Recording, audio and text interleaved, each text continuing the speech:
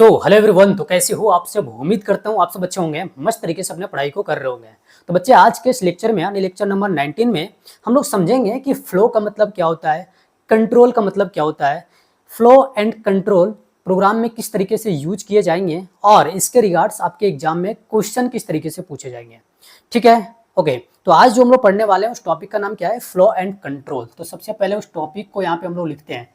ठीक है, क्या नाम है? Flow and control.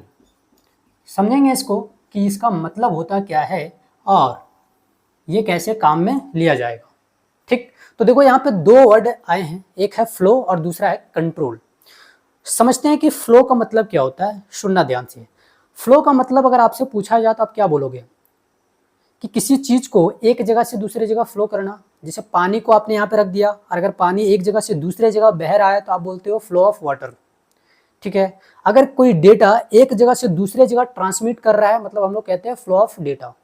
ठीक, तो यहाँ फ्लो का मतलब क्या है प्रोग्रामिंग के अंदर, इसको समझना।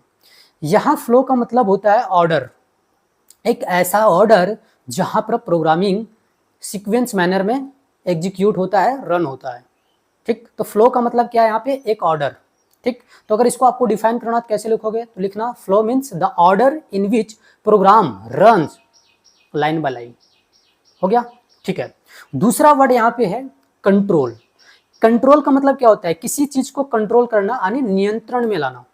ठीक है, तो कंट्रोल का मतलब यहाँ पे है कि जो फ्लो ऑफ प्रोग्राम होगा उसको मैनेज करना या उसे चेंज करना, किसी लूप का यूज करते हुए या किसी कंडीशन को यूज करते हुए।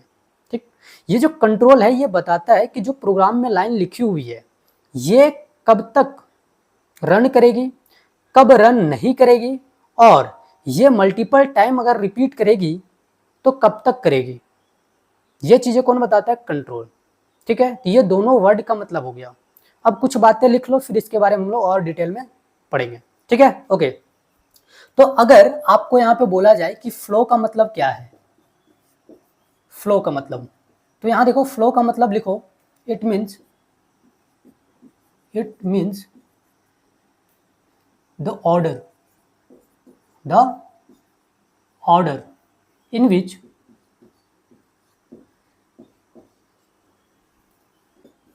program runs line by line। ठीक है, सिंपल, बहुत ज़्यादा कुछ दिमाग में नहीं लेना है, बस छोटी छोटी बातें हमें याद रखनी है ताकि हमारा कॉन्सेप्ट बिल्ड हो सके, रटना नहीं है कुछ भी। ठीक, ओके। अगर यहाँ पे मैं अब कंट्रोल की बात करूँ तो कंट्रोल का मतलब क्या? देखो कंट्रोल, ठीक है, इसका मतलब क्या होता है? ध्यान से सुनना। ठीक है, तो कंट्रोल्स का मतलब क्या होता है? कंट्रोल का मतलब किसी चीज को मैनेज करना या उसे चेंज करना। तो लिखो इट मीन्स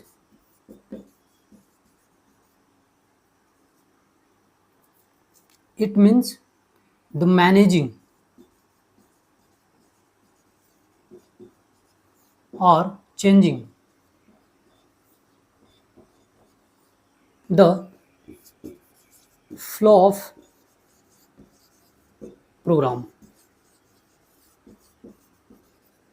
ठीक है, बाय यूजिंग कंडीशन या फिर लूप और लूपिंग। अब लूपिंग क्या होती है हम लोग को इसी के अंदर पढ़ना है और ये बड़ी इंपॉर्टेंट भी है। ठीक है, okay.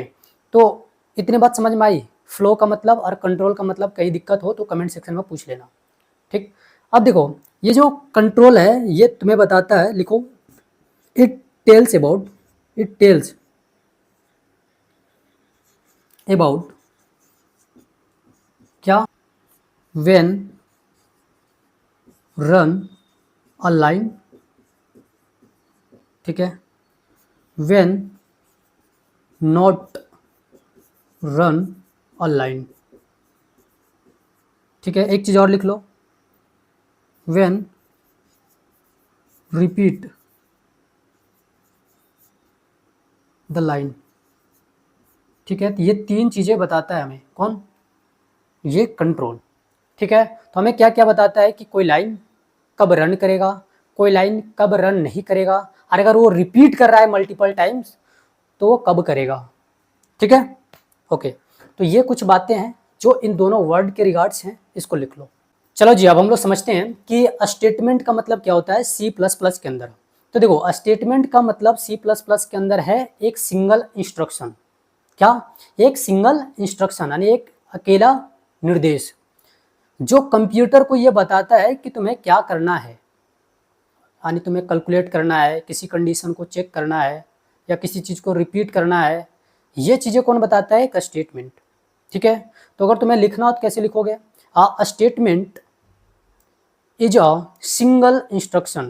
It tells the computer to do something, like to check something, ठीक है, या to calculate something, to repeat something, etc. ठीक है, देखो इसी को और दूसरे तरीके से तुम कह सकते हो कि स्टेटमेंट सी प्लस प्लस के अंदर एक ऐसा मैसेज होता है जिसका use C plus plus programming को डिस्प्ले करने के लिए किया जाता है। समझ आई बात? बिल्कुल। तो लिख लो कुछ बातें जो मैंने बताया आपको। तो अभी जो हम लोग जो बात कर रहे हैं उसका क्या नाम है? स्टेटमेंट। ठीक, तो स्टेटमेंट का मतलब क्या? लिखो, statement is a single instruction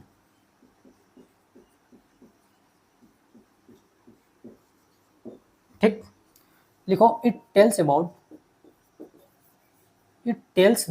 about नहीं, इट टेल्स द प्रोग्राम या कंप्यूटर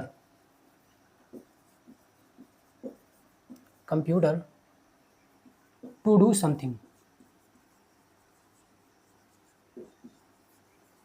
ठीक, ये कंप्यूटर को कुछ करने के लिए कहता है। ठीक, एग्जाम्पल में अगर लिखना चाहते हो तो लिख लो टू कैलकुलेट। क्या कहेगा ये करने के लिए? तो कुछ कैलकुलेट करने के लिए कह सकता है। ठीक है, to check the condition etcetera. ठीक, ओके। अगर हम बात करें कि स्टेटमेंट को और किस तरीके से बोला जा सकता है, तो आप इसको लिख लो, जो चीज़ें मैंने बताया अभी दूसरे तरीके से भी मैंने आपको समझा रखा है। तो यहाँ पे आप लिख सकते हो in other word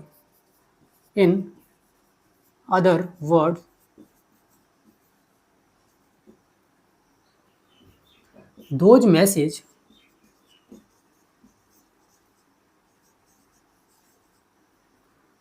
which is used for display the result in C++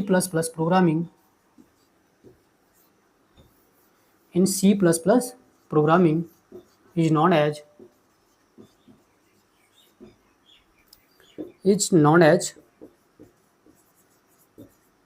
a statement। ठीक है जी, ठीक। अरे इतनी बात समझ में आई? अब देखो, मैं हर चीज़ का ना एक दो तरीके से डिफिनेशन बताता हूँ, जो तुम्हें अच्छा लगता है उसे याद रख सकते हो, जो तुम्हें आसान लगे। लेकिन मैं चाहूँगा कि तुम्हारे एग्जाम में 100 आउट ऑफ 100 मार्क्स आए, और इस चीज़ को लाने के लिए तुम्हें कहीं भी किसी भी तरह का कोई भी प्रॉब्लम होता है, then you can ask anything in the comment section. ठीक है, ओके। अब ये स्टेटमेंट का मतलब आपको समझ में आ गया कि स्टेटमेंट एक सिंगल इंस्ट्रक्शन होता है जो कंप्यूटर को किसी काम को करने के लिए कहता है। ठीक, जैसे वो काम क्या हो सकता है भाई? किसी चीज़ को कैलकुलेट करने के लिए कह सकता है, कोई कंडीशन है उसको चेक करने के लिए कह सकता है। ठीक है, तो कुछ भी कह सकता है ये, मतलब कुछ भी चीज़ करने के लिए ये बोलेगा। या फिर अगर आपको ये चीज़ें समझ में नहीं आती है तो आपको सिंपल ये समझना है कि सी प्लस प्लस के अंदर स्टेटमेंट का मतलब है एक ऐसा मैसेज जिसका use C plus plus programming के जो रिजल्ट है उसको डिस्प्ले करने के लिए किया जाता है। ठीक, अब ये जो स्टेटमेंट है ना, इसके अलग अलग टाइप्स हैं।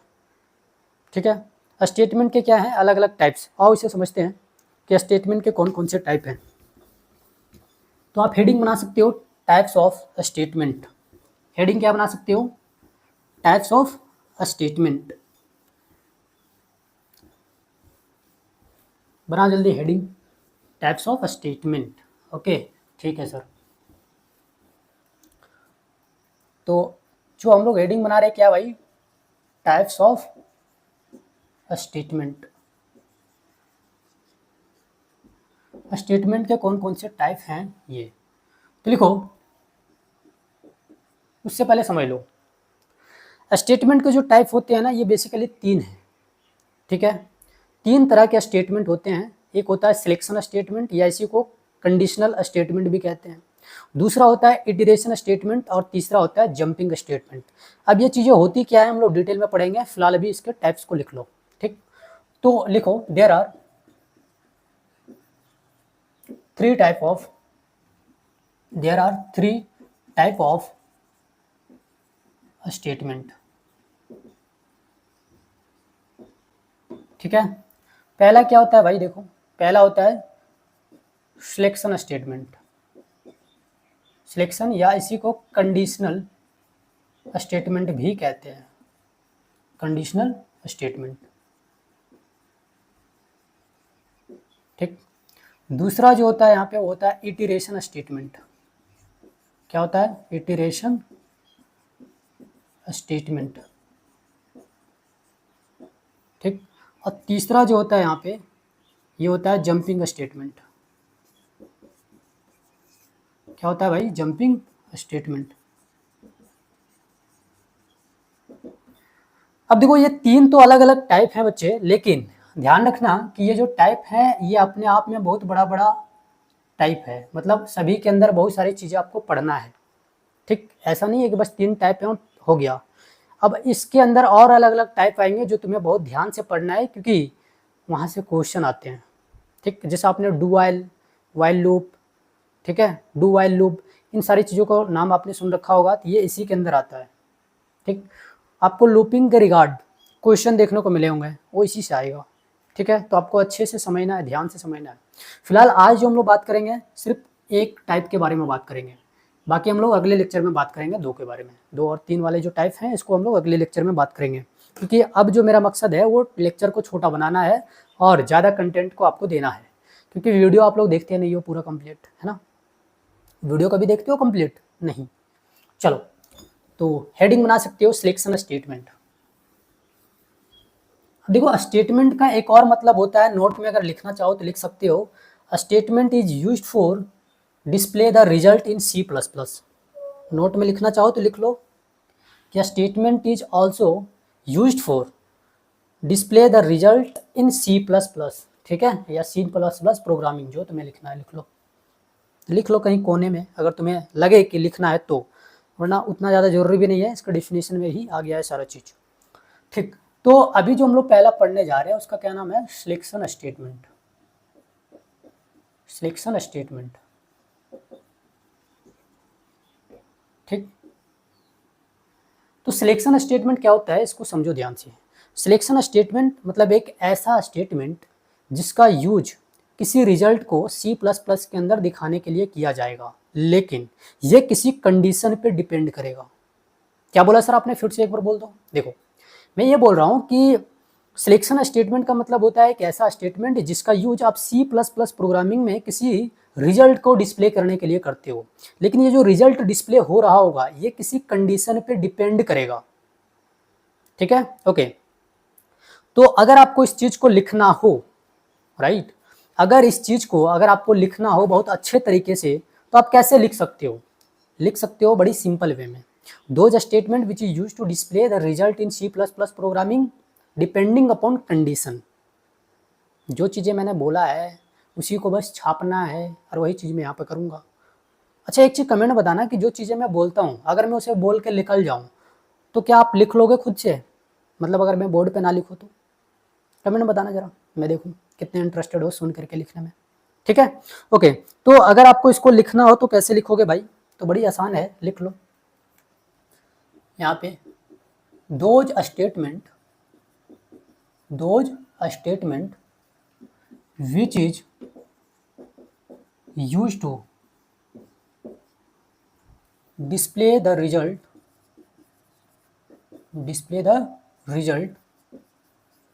in C++ programming.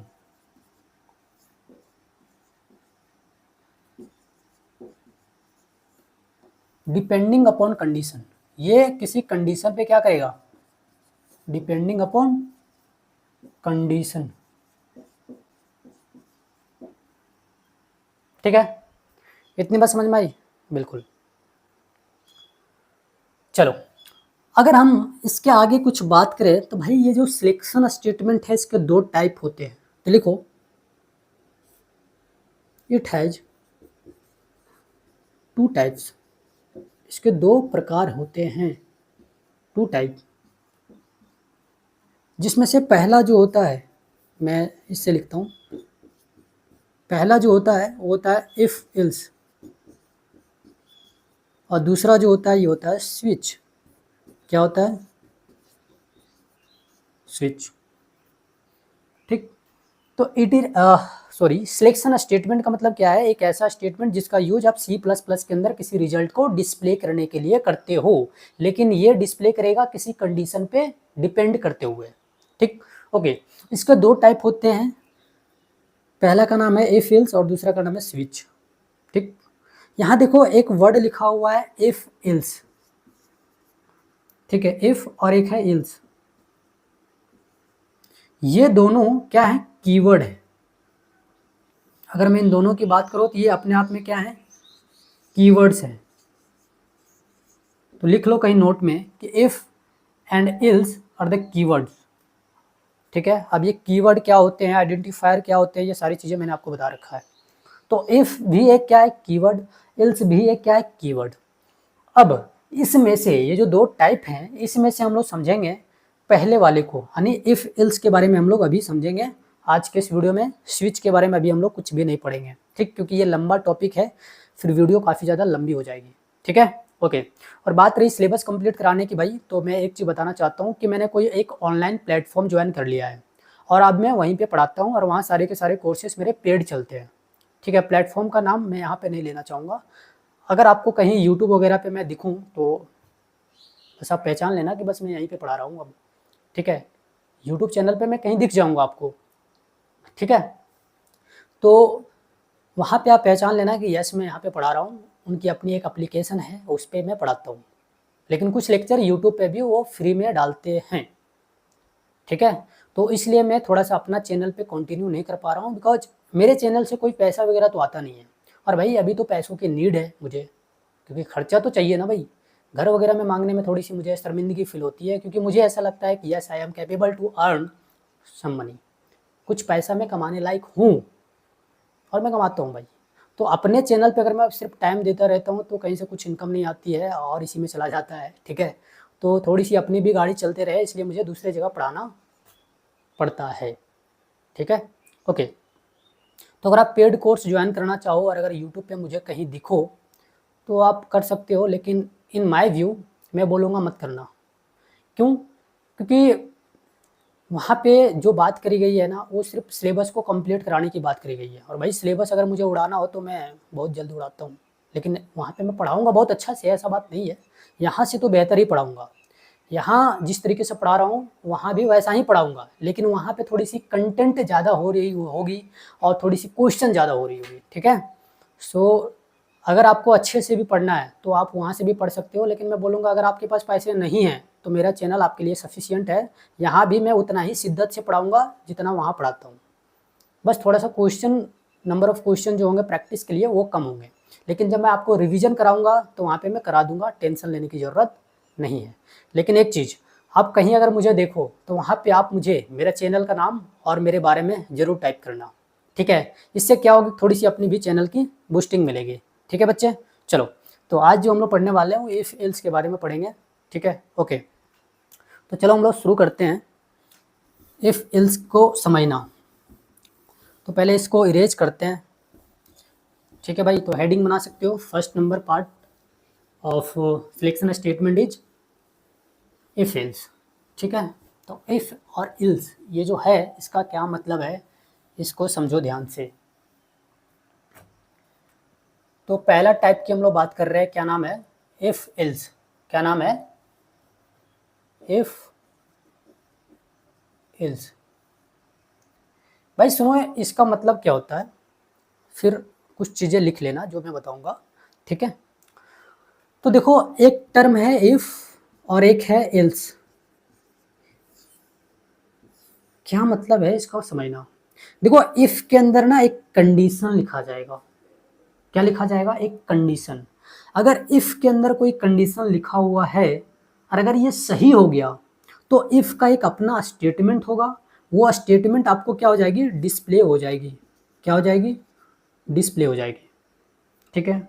लेकिन अगर किसी कारण इफ के अंदर जो कंडीशन लिखा हुआ है अगर वो गलत हो जाता है तो ये एल्स में शिफ्ट हो जाएगा और एल्स का अपना एक स्टेटमेंट होगा, वो आपको डिस्प्ले हो रहा होगा।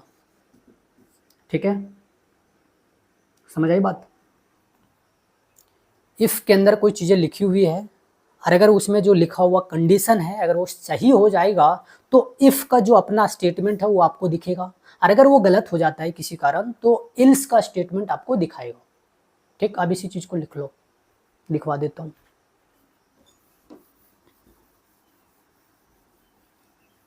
लिखो वी कैन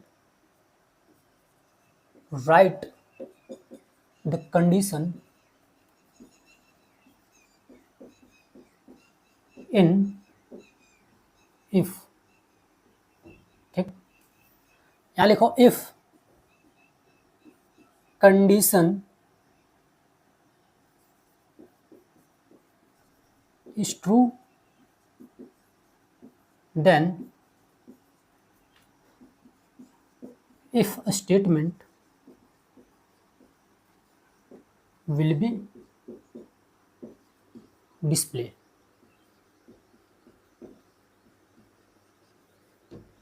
ठीक है, अभी समझाऊंगा सारी चीजें, मैंने समझा रखा है, थोड़ी सी इंग्लिश में प्रॉब्लम होगी, मैं फिर से समझाऊंगा।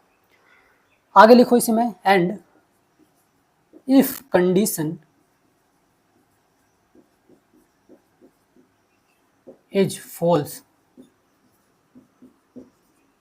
then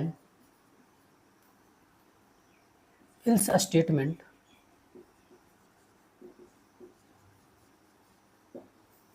will be display।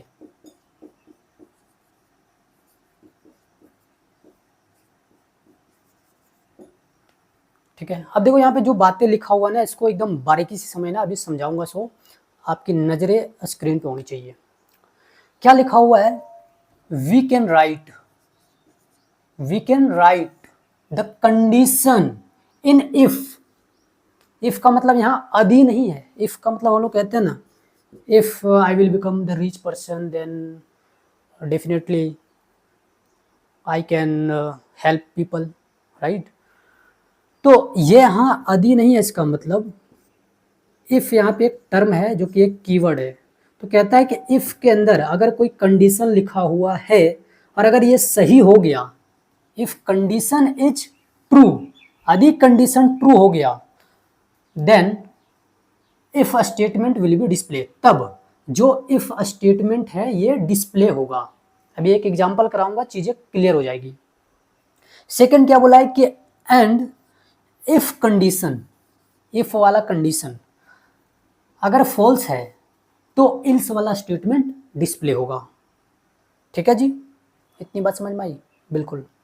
तो अभी कुछ चीज़ें समझ में आ जाएगी। लिखो सिंटैक्स, यहाँ पे लिखो सिंटैक्स। क्या लिखोगे?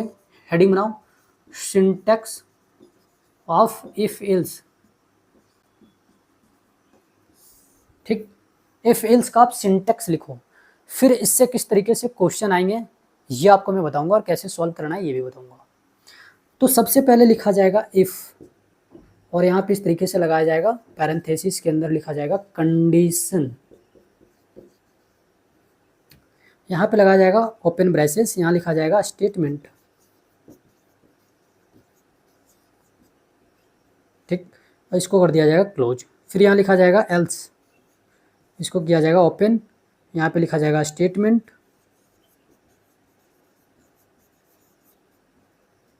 और यहाँ पे इसको कर दिया जाएगा क्लोज। अब ये सिंटेक्स का मतलब क्या होता है? एक स्ट्रक्चर, जैसे बचपन में आपको टेंस पढ़ाई जाती थी, ठीक है, और टेंस के अंदर आपको अलग अलग स्ट्रक्चर लिखाए जाते थे और उसे यूज करते हुए उसके बेसिस पे आप कुछ सेंटेंस को क्रिएट करते थे, इंग्लिश टू हिंदी और हिंदी टू इंग्लिश। ठीक है, उसी तरीके से यहाँ पे आपके पास एक स्ट्रक्चर है और इसी के हेल्प से, इसी के अकॉर्डिंग आपको क्या करना है? प्रोग्राम को लिखना है। अब सुनो, ये जो पूरा का पूरा बात यहाँ पे लिखा हुआ है ना, इसका मतलब समझना क्या कहता है, ठीक है। तो भाई देखो, इफ में एक कंडीशन है, अगर इसमें कुछ कंडीशन लिखा हुआ है और अगर ये सही हो गया तो आपको ये वाला स्टेटमेंट दिखेगा, यहाँ कुछ भी चीजें लिखा हुआ हो सकता है, ठीक। और अगर ये कंडीशन गलत हो गया तो यहाँ पर आपको ये एल्स वाला स्टेटमेंट दिखेगा, ठीक है। जैसे एग्जाम्पल करो, ज़्यादा समझ में आएगा। इसको याद रखना, इफ़ के अंदर कंडीशन, फिर ओपन ब्रेसेस, फिर स्टेटमेंट, फिर क्लोज ब्रेसेस, ठीक है। उसके बाद else, open braces, statement, close braces. एक दो बार लिखोगे सिंटेक्स याद हो जाएगा। सिंटेक्स दिमाग में बैठा के रखना, विदाउट सिंटेक्स आप नहीं लिख पाओगे एक भी प्रोग्राम, ठीक है। ओके, तो इसको इरेज करते हैं और एक क्वेश्चन हम लोग यहाँ पे बनाते हैं। जैसे एक एग्जाम्पल देता हूँ और सुनो, आज मैं जो चीज़ें पढ़ा रहा हूँ उसको मैं हैंड रिटन नोट्स दे दूंगा, मतलब आज मैं हाथ से उसको लिखूंगा, ठीक है, और उसका पीडीएफ बना के मैं आपको दे दूंगा और इसमें कुछ क्वेश्चन मैं ऐड कर दूंगा आपके प्रैक्टिस के लिए, क्योंकि कुछ बच्चे कह रहे थे कि सर आप प्रैक्टिस के लिए कुछ क्वेश्चन दे दिया करो होमवर्क में। तो 4 5 7 क्वेश्चन मैं दे दूंगा, उसे आप खुद से सॉल्व करना। सिंपल क्वेश्चन रहेगा, पहले एक करके दिखाता हूँ, उसी तरीके से बाकी क्वेश्चन है, बस तुम्हें दिमाग लगाना है कि उसका आउटपुट क्या दिख रहा होगा आपको, ठीक है। ओके चलो, तो पहले अभी इसको इरेज करते हैं और एक एग्जाम्पल करते हैं।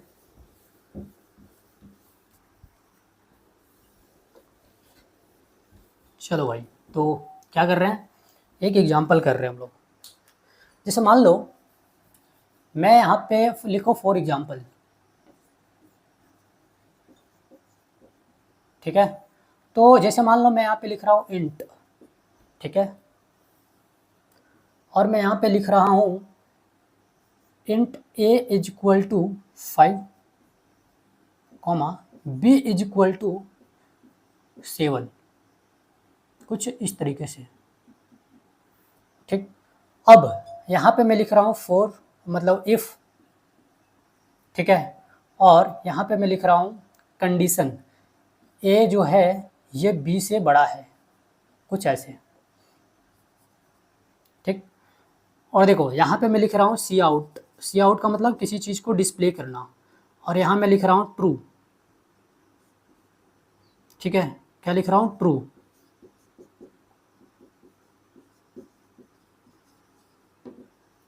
ठीक है जी। कुछ इस तरीके से मैं यहाँ पे क्या कर रहा हूँ, लिख रहा हूँ, ओके। और इसको कर रहा हूँ क्लोज। फिर यहाँ पे मैं लिख रहा हूँ इल्स, ओपन ब्रेसेस, यहाँ पे लिख रहा हूँ सी आउट, और यहाँ पे लिख रहा हूँ फॉल्स इंडल, और ये हो जाएगा क्लोज,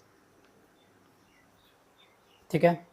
अब तुम्हें क्या करना है, इसका आउटपुट निकालना है, ठीक है। क्या करना है, देन फाइंड द आउटपुट। ये एक आपके पास कंप्लीट क्वेश्चन है, ठीक है। एक क्या है, कंप्लीट क्वेश्चन है। देखो यहाँ से यहाँ पूरा का पूरा क्या यूज हुआ है, सिंटेक्स में क्या लिखा हुआ था, इफ, यहाँ पे कंडीशन, देखो यहाँ पे कंडीशन लिखा हुआ है, फिर ओपन ब्रेसेस, फिर यहाँ स्टेटमेंट, ये पूरे को स्टेटमेंट कहते हैं, ठीक है। ओके, फिर यहाँ एल्स था, फिर ओपन ब्रेसेस, स्टेटमेंट, फिर क्लोज। अब सुनो, इसके आउटपुट में अगर आपको लिखना है तो देखो क्या कह रहा है कि भाई ए की जो वैल्यू दिया हुआ है 5 है, बी की जो वैल्यू है ये 7 है, कंडीशन में लिखा हुआ है ए ग्रेटर देन बी। भैया 5 7 से बड़ा कैसे होगा, मतलब 7 से छोटा है ना भाई 5, 5 इज लेसर देन 7। तो अगर ये लेसर है तो भाई ये कंडीशन जो यहाँ दिया हुआ है, बताओ तुम सही है, नहीं, क्या है, गलत है, ठीक है। तो कंडीशन जब गलत है तो क्या बोलता है, इसका पूरा का पूरा डिफिनेशन, कि अगर इफ में लिखा हुआ कंडीशन सही हो जाता है तो इफ वाला स्टेटमेंट, यानी इफ का स्टेटमेंट ये है तो ये वाला वैल्यू दिखेगा। लेकिन कंडीशन गलत हो जाता है तो ये इल्स वाला में चल जाएगा, इसमें आ जाएगा, और फिर इल्स वाला स्टेटमेंट तुम्हें दिख रहा होगा। तो कंडीशन का है बाबू, यहाँ देखो, लिखो condition is wrong, condition is wrong, so else a statement will be display,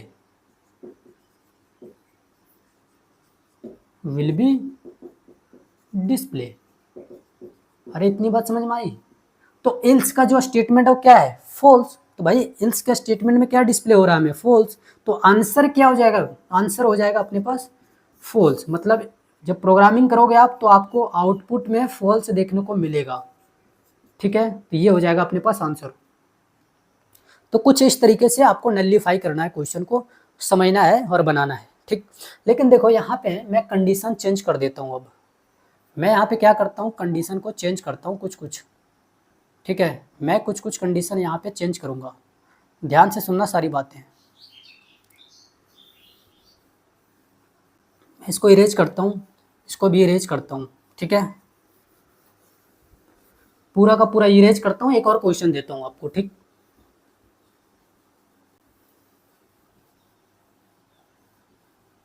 चलो एक क्वेश्चन मैं यहाँ से आपको देता हूँ, ठीक है।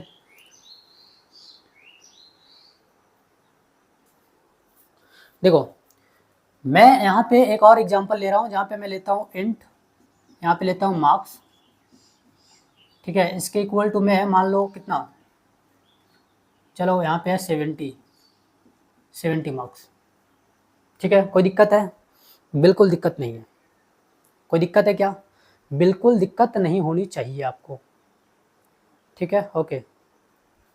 अब यहाँ पे मैं लिख रहा हूँ कंडीशन, क्या लिख रहा हूँ भाई, कंडीशन। इफ के अंदर क्या लिख रहा हूँ, कंडीशन लिख रहा हूँ, ठीक है। इफ के अंदर मैं एक कंडीशन लिख रहा हूँ। कंडीशन में यहाँ पे मैं लिख रहा हूँ मार्क्स, ये है ग्रेटर देन इक्वल टू 33, कुछ ऐसे। कोई दिक्कत है, कोई दिक्कत नहीं है, ये कंडीशन है अपने पास। अब मैं इसको कर रहा हूँ यहाँ पे ओपन, यहाँ पे लिख रहा हूँ सी आउट, डिस्प्ले कर रहा हूँ चीज़ों को, और यहाँ पे लिख रहा हूँ पास, ठीक।